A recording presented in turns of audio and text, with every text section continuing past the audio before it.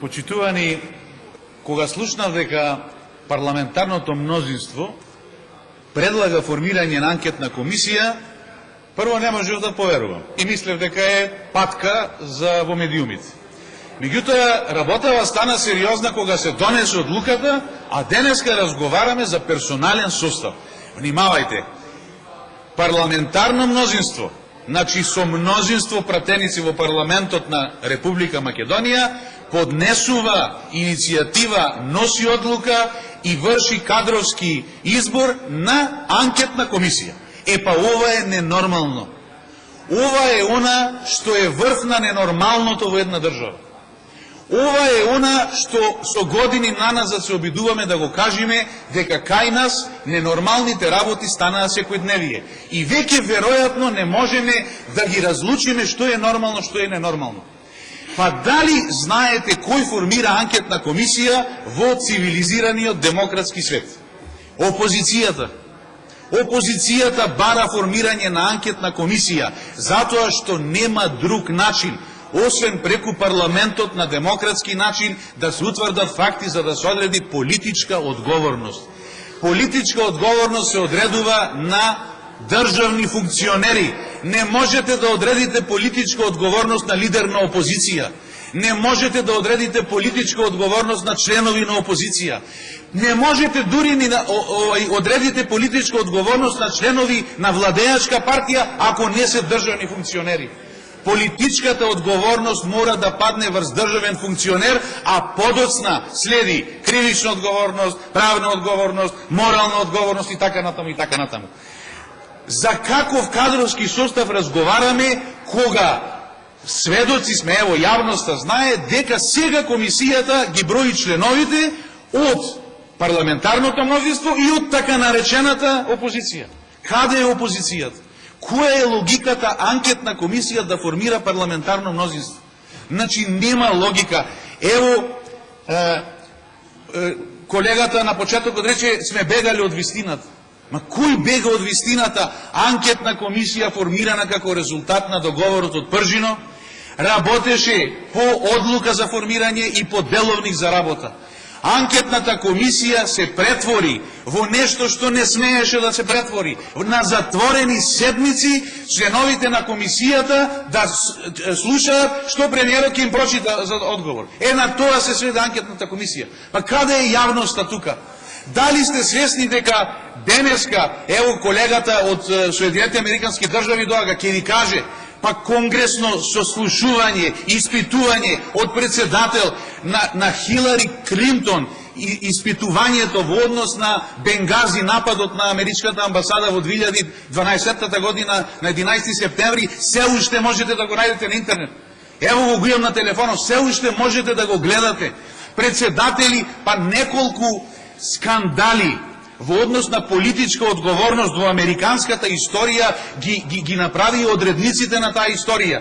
Од Кредит Мобилиер во 1872, типот дом 922, Мекарти со армијата каде што гледал комунисти во армијата 954, Вотергейт 1974, или Иран контра или Иран гейт на вториот мандат на Реган. Па такви скандали со јавни сослушувања пред јавноста, тие се одредници. И што мислите за Реган, републиканците бараа сослушување во Конгрес? За Хилари Клинтон демократите бараа сослушување во Конгрес? Не. Спротивната политичка партија, опозицијата, ги бара анкетните комисии за да се утврдат фактите за политичка одговорност. Единствен досега што избега од јавноста беше премиерот, кој сакаше на затворена седница да одговара на прашања кои немаат врска со доверливост или со класифицирање. Тие избега и министерот и сите што беа повикани министри кои во меѓувреме беа принудени да дадат оставка. Тие избега од јавноста. Зашто се бега од јавноста? Политичка одговорност може да сноси само избран, именуван владин, државен функционер. Не може политичка одговорност да сноси опозиционер или лидер на опозиција или заменик лидер или како сакате. Јас ќе ви кажам дека мојата идеја, мојата надеж или мојата перцепција привлегувањето во составот на анкетната комисија, која се формира за скандалот со прислушувањето, беше во насока дека конечно, немајќи ТВ дебати со години наназад, немајќи ненаместени прашања, немајќи јавност во одлуките кои ги носи владата, парламентот и така натаму, дека конечно ќе се собере храброст вистината да излезе пред јавност. Јас имав таква идеја и мојата надеж беше таква и затоа сметав дека работата на анкетната комисија ќе биде јавна, отворена за јавност. Меѓутоа тоа се извитопери и сега веројатно научени од начинот на вашето владење или да кажеме стравовладение или зловладение, како да го наречам, сега варате политичка одговорност од опозиција. Тоа е нонсенс. Тоа е ненормалното во цела оваа работа. Која е логиката опозицијата да фалсификува за мнозинството да ги добива изборите? Дали воопшто има логика во се ова што се прави? И сега ние разговараме за персонален состав. Па кај нас се е наопаку. Се е наопаку. Контрадемонстрации. Штрајкови контра штрајкови, синдикат контра синдикат, пленум контра пленум, митинг на вистината контра митинг на вистината, кампови контра кампови. Значи сега е анкетна комисија контра анкетна комисија. Не доаѓаме до демократските вредности така. Со контрирање, со контра се нема напредок во оваа држава. Дајте јавноста да биде известена за политичката одговорност на оние кои ја водат државава. Тие можат единствено да сносат политичка одговорност. Не може опозиција да сноси политичка одговорност. Имате полиција, имате јавно обвинителство, имаме специјално јавно обвинителство, имаме судови, тие утврдуваат правна, кривична и така натаму одговорност. Тоа им е работа, за тоа се платени. И секој и лидер на опозиција, и заменик лидер на опозиција, и членови на опозиција, сите подлежат на морална, кривична, правна одговорност. Меѓутоа, политичката одговорност која утврдува анкетна комисија се однесува само и исклучиво на државни владини функционери. И затоа, овдека се е наопаку. Јавни информации не доаѓаат до јавноста. Она што треба премиерот и министрите да го одговорат за скандалот со прислушкување се крие од јавноста, ама затоа снимени материјали во посебно истражни мерки, внимавајте, снимени во кабинетот на премиерот, излегуваат во јавност. Тоа е ненормално. Тоа е играње со демократијата, тоа е играње со волјата на народот, тоа е играње со јавноста.